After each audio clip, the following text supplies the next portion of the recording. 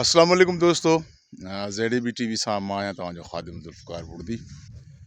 अॼु हिकु अहिड़ी आर्टिस्ट जो ज़िक्र कबो जेका फ़िलहालु शोबिज़ में जेको आहे कोन्हे का। उहा आर्टिस्ट आहे असांजी सिंधी मीडिया जी तमामु बहितरीनु आर्टिस्ट रेहाना खोखर। रेहाना खोखर सभ खां पहिरीं त जेको आगाज़ कयो हुयो उहो टेलीफिल्म दहशत उन में हिन मूंसां किरदारु अदा कयो हुयो। मुंहिंजी भेण जो किरदारु हुयुसि। तमामु हिकिड़ो पुरजोश ऐं छा चवंदा आहिनि त हिकिड़ी बहादुर ऐं अॾे माई जो किरदारु हुयुसि। उहो ॾाढो तमामु ख़ूबसूरत अंदाज़ सां उन अदा कयो हुयो। उन खां पोइ असांजी जेके चैनल्स आहिनि उन्हनि ते उनजी एंट्री थी ऐं आई थिंक त कॾहिं त मिलंदासीं ड्रामो, कॾहिं त मिलंदासीं में लीड रोल फस्ट टाइम जेको आहे रेहाना खे ॾिनो वियो ऐं रेहाना उन में तमामु बहितरीनु अंदाज़ सां जेको आहे सो किरदारु निभायो। कॾहिं त मिलंदासीं असांजी उहा सोप सीरियल हुई जंहिंमें मुंहिंजो जेको कैरेक्टर हो उहो लीड वारो हुयो, मेन लीड हुयो ऐं रेहाना जो बि मेन लीड हुयो। सलीम शाह राशिदी जी डायरेक्शन में कॾहिं त मिलंदासीं पत्थर दुनिया जॾहिं हले पियो ऐं पत्थर दुनिया जी पॉपुलरिटी उरूज ते हुई। उन दौरान हिकिड़ी अहिड़ी सोप अचे जेका पत्थर दुनिया खे बैलेंस करे सघे।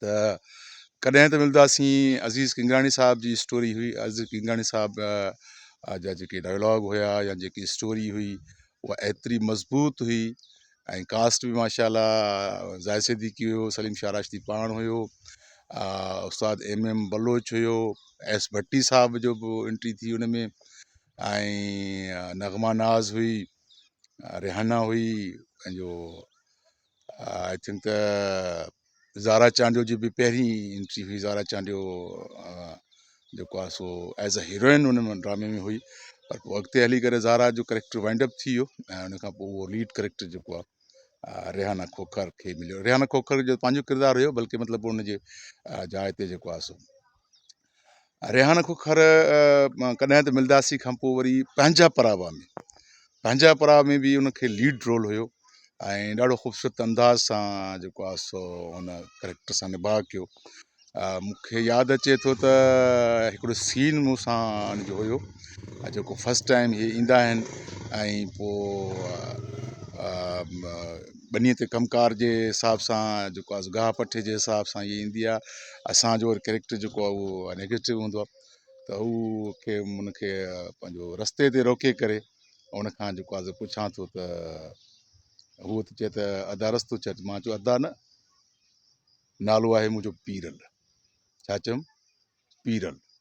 वरी चए थी अदा, चयुमि न अदा न पीरल, छाकाणि त पीरल नालो अहिड़ो आहे, पीरन खां पिनी अबे अमा मूंखे वरितो नालो रखूं पीरल।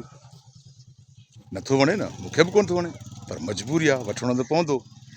सो बहरहाल ॾाढो बहितरीनु सीन हो ऐं मूंखे सीन यादि आहे त उहो सीन असां आउटडोर में रिकॉर्ड कयोसीं ऐं आउटडोर में आई थिंक त मां शिराज शाह खां पुछियो हुयो त साईं मुंहिंजी रिकॉर्डिंग आहे आउटडोर में या न आहे, छाकाणि त मां वॉलीबॉल बि खेॾंदो आहियां। त उन हिसाब सां जेको आहे सो साईं खां कंफर्म कयुमि, साईं चयो फ़िलहालु तुंहिंजो सीन कोन्हे को, तूं भले वॉलीबॉल खेॾ।